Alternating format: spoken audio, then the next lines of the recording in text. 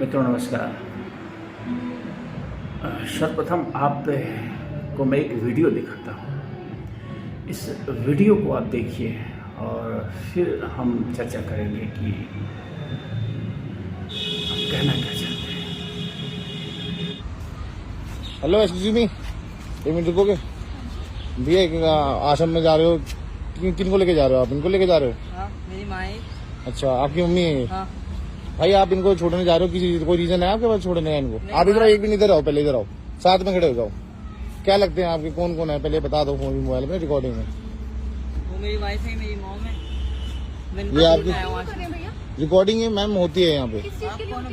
ये इसलिए रिकॉर्डिंग होती है कि आप जबरदस्ती छोड़ के जा रहे हो या किसी अपने रीजन छोड़ के? पता है हम जबरदस्ती छोड़ रहे हैं या नहीं छोड़ा? अपने आप से नहीं, मैं पूछ लेता हूँ ना, वो कोई दिक्कत नहीं है। अपनी मर्जी से जा रहे नहीं मैम पूछ, मैं आप किसी को फोर्स नहीं कर सकते ऐसे, ठीक है? फोर्स नहीं कर रही। भाई इधर बीच में आ जा, तू भी आ जा। अपनी मर्जी से जा रही है ना तुम। करो यार। वो देखो मैंने कर रही है, 1 मिनट हेलो हेलो, फोर्स मत करो।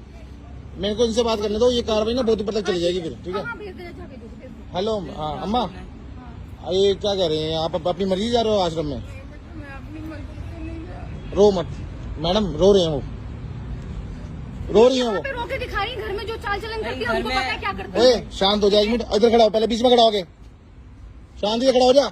मैं ढंग से बात कीजिए। मैं ढंग से बात कर रहा हूँ, ढंग से बात कीजिए। मैं ढंग से बात कर रहा हूँ। ठीक है। इधर आओ, बीच में खड़ा हो, पता तो लगना चाहिए ना रिकॉर्डिंग में। मैं इनसे बात करूंगा, आप उसके बाद आप बोल लेना, ठीक है ना? कर लीजिए। अम्मा आपको जो आप आश्रम में जल लेके जा रहे हैं छोड़ने, तो ये अपनी मर्जी से जा रहे हो आप? सच, डरना मत। नहीं बेटे, मैं अपनी मर्जी से नहीं जा रही है, मेरे को छोड़ने आए हैं। मैं अपनी मर्जी से छोड़ने आया हूँ। क्या कह रहे हैं भाई? मैं हमारे फैमिली हस्बैंड वाइफ हो ना आप? हाँ। अपनी माँ को रो रही है बेचारी, तुम अपनी जबरदस्ती छोड़ोगे यहाँ पे तुम? क्यों आऊंगी यार, मेरा घर है। ये हमारी फैमिली आ गई भैया, हमें नहीं रखना इनको। क्या मैम आप बोल सकते हो? आप नहीं, आप बोलो, आप रिकॉर्डिंग में बोलोगे। और भैया ये कैमरा पहले आप थोड़ा कैमरा उस गेट के अंदर से, उस गेट के अंदर जाने से पहले ना आपको यहाँ बात करके जानी पड़ेगी। तो कर ही नहीं है। हाँ, या तो आप पे रीजन। बात तो अम्मा चुप हो जाओ, चुप हो जाओ, अभी रुक जाओ। किस लिए रो रही हो? मैं नहीं जाना चाहती, मुझे जबरदस्ती छोड़ने आए हैं। मैं घर में रह रही। इधर आ गया, आगे हो गए, बीच में खड़ा हो, छुपा मत, तीनों को तीनों आना चाहिए, पता लगे। तो आ रहे हैं भैया। नहीं मैम, ये नहीं जो वीडियो चल रही है ना कार, देखो अभी आप छोड़े चले जाते, उसकी बेच औरत रिकॉर्ड तो कर ही रहा हूँ मेरे भाई। करो भाई। क्या लगती है? तेरी माँ लगती है ना? हाँ। ये क्या लगती है तेरी मेरी वाइफ है। वाइफ है? तो आप एक घर में नहीं रह सकते? नहीं रह सकते हम। रीजन बताओगे मैम? भैया मैं नहीं रह सकती इसके साथ। रीजन बताइए ना। मेरे को अपनी भी जिंदगी जीनी है, इन्होंने तो जी ली अपनी जिंदगी, ठीक है? मेरे को अपनी जिंदगी जीनी है, मैं इनके साथ नहीं रह सकती। तो आपका अब फर्ज, तुमने तो रखना है ना, तो ठीक है, मैं अपनी माँ के घर जाऊंगी, सीधी बात है। अरे मैं नहीं रह सकती। वो बात आपकी ठीक है, ठीक है, चलो आप अपना बोल रहे नहीं चाहता हो, बस। तू बता भाई। जो नो, भी एक खर्चा मिनट होगा मैं दे दूंगा। वो अगली रो रही है। खर्चा देने की बात क्या होती है? तू पैदा हुआ, तेरे को खर्चा देकर पैदा करा क्या उसने? हमको नहीं रखना ना, हमारा पर्सनल फैमिली मैटर है। फैमिली मैटर भाई, ये रिकॉर्डिंग चल, फैमिली मैटर नहीं है, इंडिया है, अमेरिका में नहीं जी रहा तू, इंडिया में जी रहा है। रोज के भैया मैं कलेश नहीं चाहता अपने घर में, मैं इसलिए अपनी माँ को छोड़ने आया आश्रम। भाई कलेश तो भाई होगा, तुम फैमिली बन के भी तो रह सकते हो। मैम आप क्यों नहीं रखना चाहती? नहीं रह सकते ना आप, क्या बोल रहे हो? मैं समझ क्यों? नहीं आ रही क्या तो आपको रहने भाई? के लिए खाने कितने टाइम हो गए आपको शादी करे हुए? हम खर्चा दे देंगे। शादी करे हुए, साइड में आ जाओ बाबू, थोड़ा आओ, अभी इधर खड़े हो जाओ आप। कैमरे इधर ही रहो, इधर ही रहो। तीनों को दिखना है इसके वीडियोस के अंदर, पता लगना चाहिए पब्लिक को भी। तभी भाई वीडियो को शेयर करना चाहिए। मैम अब बताइए भैया मैं नहीं रह सकती, बस। रीजन। रीजन भैया, इन्होंने अपनी जिंदगी जी ली, मुझे अपनी जिंदगी जी। मुझे नहीं पता है सीधी सी बात। कहाँ मैं नहीं पे है या नहीं है। इनको कुछ रहने टाइम के के लिए लिए खर्चा चाहिए, हम इनको मुझे खर्चा रहना दे नहीं है देंगे, बस। पूरे टाइम पे खर्चा मत करिए। हम नहीं रह सकते बस। मैम खर्चे की बात नहीं है, ये ना आपका घर नहीं है, आपका पहले से इनका घर है, आप बाद में आए हो। हाँ तो ठीक है, उनका घर है तो बता तो नहीं आपको भैया, हैं? खर्चा दे देंगे रहने के लिए, कोई नहीं रखना बात नहीं है, हम नहीं रह सकते। भाई, खर्चे पाने की बात नहीं होती। तेरे को पैदा उसने करा, तूने उसको पैदा नहीं करा, वो तो अगली है, तेरे शादी करके लाया, चल ठीक है, बट आपको तो इनकी सेवा करनी चाहिए, आप इनके साथ ऐसे कर रहे हो। बच्चों के साथ बड़ी खुश रह रही थी। भाई वीडियो जो बंदा देख रहा है शेयर करना इनके लिए, भाई शूट इन माँ के लिए शेयर करना, सही रह रही थी घर में, मेरा कोई आज और इनके लिए भी शेयर करना है। इनकी इनको परेशानी होती है, इनको पता लगना चाहिए पब्लिक को। मेरी वाइफ की बेटी आते हैं, मैं इनको परेशानी होती है, मैं ये नहीं चाहता कलेश रोज का घर पे, इसलिए मैं अपनी मर्जी से छोड़ के आया हूँ। मैं कुछ कहती नहीं, कुछ नहीं कहती, जब मर्जी खाना देते हैं, जब मैम फैमिली बना सकते हो ना आप, ऐसी वो बात नहीं फैमिली। और हमने समझाया भी कई बार, नहीं समझी, मैं क्या कर सकती फैमिली और भी तो रह रही है इंडिया में, आप लोग तो थोड़ी हो। रह रही है, ठीक है, मैं नहीं रह सकती ना, मेरी जो कंडीशन उसमें ये रहती नहीं है। अच्छा क्या कंडीशन है आपको बता दो मेरे को। मेरे घर में कोई भी आए, कोई भी आए पहले मुंह बना लेगी, मेरी माँ आ गई, मेरी सहेली आ गई, कोई भी आ गई पहले मुंह बना लेगी। और मेरे फैन लोग भी आते हैं तब भी इनको प्रॉब्लम होती है, क्या कर सकते हैं पहनने के लिए दे रहे। शादी को कितना टाइम हुआ आपके? 3 साल हो गए। 3 साल हो गए आपको, तो आप 3 साल बाद अब आपको प्रॉब्लम होने लगी है। तो मैं अब नहीं रह सकती, मैंने तो बहुत हमने बर्दाश्त पहले कर लिया। भैया हमने पहले टाइम भी देके देखा, उनकी हालत देख के ना लगने लगी आपसे चिढ़ते भी होंगे। कुछ कहा ही नहीं है इनको, मेरे को जब आपने वीडियो देखी होगी, ये वीडियो हमारी संवेदनाओं को तार तार नहीं कर रही है। एक माता पिता जो एक कमरे के फ्लैट में अपने जीवन पर्यंत संघर्ष करते हुए 4 बच्चों को पाल सकते हैं, वही 4 बच्चे एक माँ बाप को नहीं पाल पाते हैं। ये किसी फिल्म का डायलॉग है, अमिताभ बच्चन की वो फिल्म है। तो आखिर क्यों, आखिर हमारी संवेदनाएं कहाँ मरती जा रही हैं, क्यों मरती जा रही हैं? एक नया कॉन्सेप्ट आपने सुना होगा कि न्यूक्लियर फैमिली का कॉन्सेप्ट चल रहा है। ये न्यूक्लियर फैमिली के पीछे का मतलब क्या इतिहास है मैं नहीं जानता हूँ, लेकिन मेरे बचपन से अब तक, यानी कि इन लगभग 40-45 सालों में तेज़ी से जो है ये कह सकते हैं कि हमारी जॉइंट फैमिली टूटी है और वो न्यूक्लियर फैमिली की तरफ बढ़ी है। इसमें हम सबका दोष है, समाज का दोष है, कहीं न कहीं कानून का भी दोष है। जहाँ तक मैंने न्यूक्लियर फैमिली की डिफिनेशन पढ़ी है, nuclear family means husband wife and their kids. अगर आप कहीं इंश्योरेंस कराने जाएं या कहीं भी, जहाँ कहीं भी आपको न्यूक्लियर फैमिली के बारे में लिखना है या यूँ कहें फैमिली की ही डिफिनेशन है, ये सरकारी डिफिनेशन है परिवार की कि हस्बैंड वाइफ एंड किड्स। ये इन्हीं सबका प्रभाव है, मिला जुला प्रभाव है कि हम जो है इस कदर जो है संवेदनहीन होते जा रहे हैं परिवार को लेकर। माँ बाप जो हमारी जड़ें होते हैं, आप कह सकते हैं, माँ बाप जिनके चलते ही हम दुनिया में आते हैं, अगर हम उनको सहारा नहीं दे सकते हैं बुढ़ापे में, तो फिर मैं तो कहूँगा कि हमारे इस जीवन की पूरी यात्रा जो है गलत दिशा में जा रही है और एकदम से हम पूरी तरह से पथभ्रष्ट हैं। ये जो वीडियोज़ आपने देखी, इसमें एक हस्बैंड वाइफ हैं जो अपनी लाचार माँ को किसी आश्रम में छोड़ने जा रहे हैं ज़बरदस्ती। जब वीडियो बनाने वाले ने पूछा तो सारी कलई खुल गई। आप देखे होंगे रोती बिलखती वो माँ कह रही है कि मुझे मेरे बच्चे ज़बरदस्ती जो है इस आश्रम में ले जा रहे हैं। मैं कहना ये चाह रहा हूँ कि आखिर क्यों हमारी संवेदनाएं जो है इतनी गिरती जा रही है। इसके पीछे सबसे बड़ा रीज़न क्या है? कभी गौर करिए कि आखिर वो सबसे प्रमुख कारण क्या है कि जो है हमारे बुजुर्ग प्रताड़ित किए जा रहे हैं, हमारी माएँ प्रताड़ित की जा रही हैं घरों में। मैं अगर अनुभव की बात करूं तो बहुत सारे घरों में ये स्थिति है कि जो बुजुर्ग हैं, जो माएँ हैं, वो बहुओं द्वारा प्रताड़ित की जा रही हैं, बच्चों द्वारा प्रताड़ित की जा रही हैं। लेकिन जो मैंने सबसे प्रमुख कारण महसूस किया है, कहा जाता है ना कि स्त्री ही स्त्री की सबसे बड़ी दुश्मन है।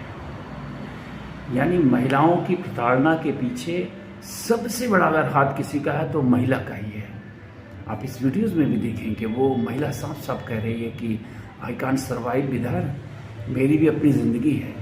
जबकि मात्र 3 साल की शादी है अभी ये, वो खुद स्वीकार कर रहे हैं कि अभी 3 साल पहले शादी हुई है।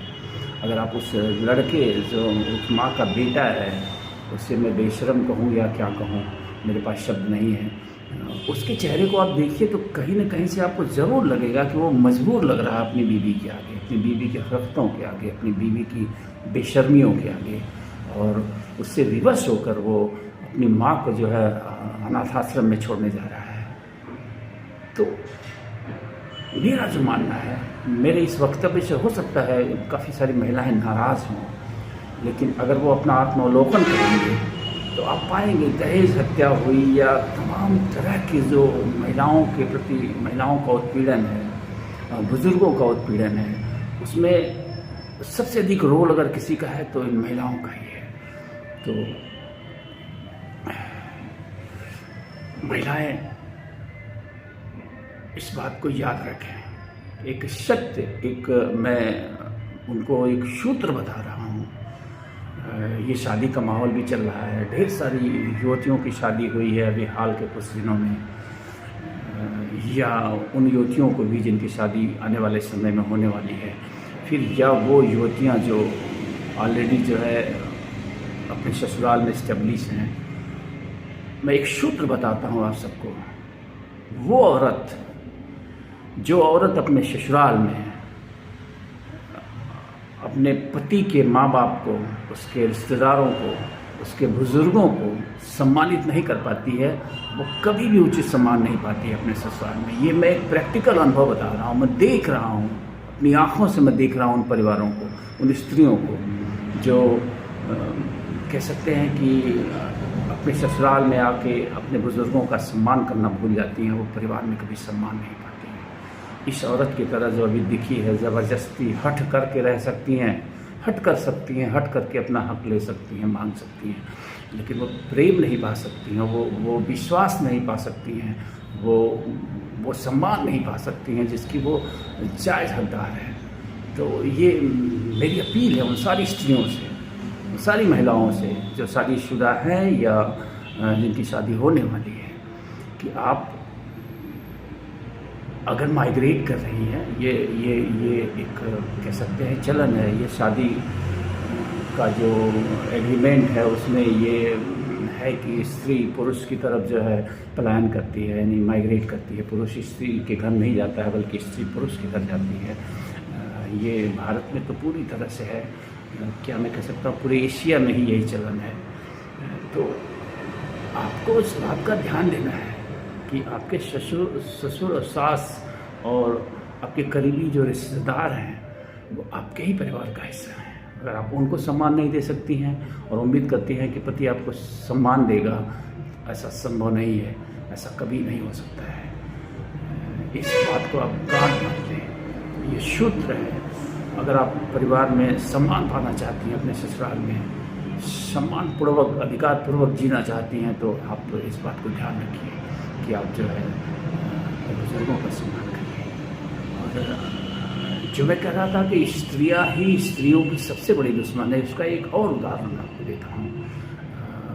प्रत्येक माँ आप पाएंगे, प्रत्येक माँ चाहती है कि उसकी लड़की जहाँ गई है, उसके लड़की का जो पति हो वो उसकी सुने। और जब उनके घर बहू, उनके बेटे की पत्नी आती है, तो वो चाहती है कि उनका बेटा उनकी सुने। बात मेरी समझ रहे होंगे आप। एकदम उलट सोच है उनकी, यानी कि उनकी बेटी पति को लेके अलग हो जाए, न्यूक्लियर फैमिली में ऐश करे, उनकी ये विशेष होती है। सेम टाइम उनकी विशेष जब अपने घर पे आती है तो पलट जाती है। यहाँ वो चाहती है कि उनका लड़का उनके कंट्रोल में उसी तरह से रहे जैसे वो शादी के पहले रहा करता था, और बीवी की एक न सुने, वो सिर्फ माँ बाप की सुने। तो ये स्त्रियों का दुर्गुण है, मैं कहूँगा इसे दुर्गुण ही मैं कहूँगा, चाहे स्त्रियाँ भले मुझसे नाराज़ हों, कि स्त्रियाँ ही स्त्रियों की प्रताड़ना की सबसे मुख्य कारण है। पुरुष सेकेंडरी है। पुरुष जहाँ कहीं भी लिप्त होते हैं उनको भी ये स्त्रियाँ ही मजबूर करती हैं, अपने क्रिया चरित्र के द्वारा, अपने अलग अलग के रंग ढंग द्वारा जो है विवश कर देती हैं अपने पतियों को, कि वो भी जो अपने परिवार के खिलाफ खड़े होते हैं। ढेर सारे मामलों में ऐसा देखा गया है। लेकिन मैं इसी के साथ साथ ये भी कहना चाहूँगा कि हमारे समाज में अभी ऐसी स्त्रियाँ भी हैं जो खुद ब खुद इन सारी चीज़ों को जानती हैं। वो स्त्री के साथ खड़ी हैं, वो तमाम स्त्रियों की तरह नहीं है, उन तमाम स्त्रियों की तरह जिनकी सोच बहुत छोटी होती है। मैं कहूँगा, मैं स्त्री विरोधी नहीं हूँ, लेकिन मैं उनकी सोच का विरोधी हूँ। और ये सोच दुर्भाग्य है कि बहुतायत से देखने को मिल रही है। बहुत कम स्त्रियां हैं जो उस लेवल पे सोचती हैं जिस लेवल पे एक अच्छी स्त्री को सोचना चाहिए कि जब हम ससुराल आ रहे हैं तो वो जो परिवार है, वो जो बुजुर्ग है, वो भी मेरा है, वो भी सम्मान का उतना ही हकदार है, उतने ही प्रेम का हकदार है जितने कि मेरे माँ बाप थे। तो क्या कहूँ मैं इस सामाजिक पतन के बारे में मैं क्या कहूँ, कैसे कहूँ। हम सामाजिक प्राणी हैं और बायोलॉजिकली जो हमें पैदा करता है, यानी कि अगर आप बचपन अपना याद कर पाएँ, ईश्वर को देनी चाहिए थी स्मरण शक्ति कि हम एकदम जब से पैदा होते हैं तब से लेकर के जो घटनाएं हमारे जीवन में घटी हैं, माँ बाप का जो त्याग है हमारे लिए, उन्होंने जिन परिस्थितियों में हमें पैदा किया है, हमें पाला पोसा है, हमें बड़ा किया है, हमें पढ़ाया लिखाया है, हमें इस काबिल बनाया है कि आज हम इस मुकाम पे हैं। काश की वो मेमोरीज याद होती तो कभी कोई बच्चा अपनी माँ के विरुद्ध नहीं होता, अपने बाप के विरुद्ध नहीं होता और उसको इस तरह से डंडों से नहीं पीटने की हिम्मत होती उसकी, या कह सकते हैं कि वो ऐसा नहीं कर पाता।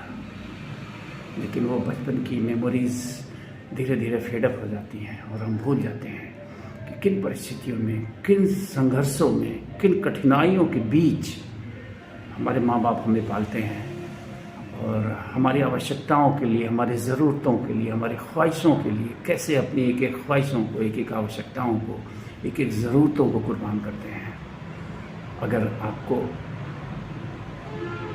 अपने बचपन की बातें नहीं याद हैं तो जब आप बाप बनते हैं और आपका जो व्यवहार आपके बेटे के साथ होता है, अपनी बेटियों के साथ होता है, उसी व्यवहार को याद करिए। आपका बाप भी कभी आपकी, वो भी आपको इसी तरह से प्यार करता था जिस तरह से आप अपने बच्चों को कर रहे हैं। वो भी आपके हर सुख दुख में उसी तरह से खड़ा था जैसे आप अपने बेटे बेटियों के साथ खड़े हैं। तो कम से कम माँ बाप के साथ जो दुर्व्यवहार करने वाले लोग हैं उनको क्षमा नहीं किया जा सकता, अक्षम्य अपराध है ये। और ऐसे लोगों के लिए मेरे पास शब्द नहीं है कि मैं इनकी भर्त्सना कैसे करूं। ये आलोचना के पात्र नहीं है, भर्त्सना के पात्र, ये घृणित लोग हैं। और फिर से मैं एक बार देश की समस्त स्त्रियों से, बच्चियों से, महिलाओं से अपील करूंगा कि सोच थोड़ी बड़ी करिए। यूरोप से, पश्चिम से सिर्फ न्यूक्लियर फैमिली का कॉन्सेप्ट लेकर दुनिया नहीं बदलेगी। आप अगर पश्चिम से न्यूक्लियर फैमिली का कॉन्सेप्ट लिए हैं तो पश्चिम से आप उन महिलाओं को भी देखिए जो रिसर्च करती हैं, जो साइंटिस्ट बनती हैं, जो डॉक्टर्स हैं, जो स्पोर्ट्स में हैं, जो जिम्नास्ट में हैं। उनकी गतिविधियों को देखिए, किस तरह से समाज में उनकी भागीदारी है। तो इसी के साथ ये वीडियो मैं समाप्त करता हूँ। लेकिन पुनः मेरा देश भर की समस्त बच्चियों से, स्त्रियों से, महिलाओं से आग्रह रहेगा कि महिलाओं के उत्पीड़न में अपनी भागीदारी कम करें। मैं फिर से कहूँगा कि महिलाओं के उत्पीड़न में महिलाओं का रोल सबसे बड़ा है। ये प्राथमिक कल्प्रिट हैं, दोषी हैं। यही माओं को विवश करती हैं सड़कों पर रहने के लिए, अनाथालयों में रहने के लिए। जब आप अपनी सासू को विवश करेंगी, कल आपकी बहू भी आएगी, आपको भी ऐसे ही विवश करेगी। इसको ध्यान रखिए। ये प्रकृति का नियम है, ये चलता ही रहेगा। ये साइकिल है, ये साइकिल चलती ही रहेगी। आज जो आप कर रही हैं, कल आपको भुगतना भी है वही। इस बात को याद रखिएगा। नमस्कार, धन्यवाद।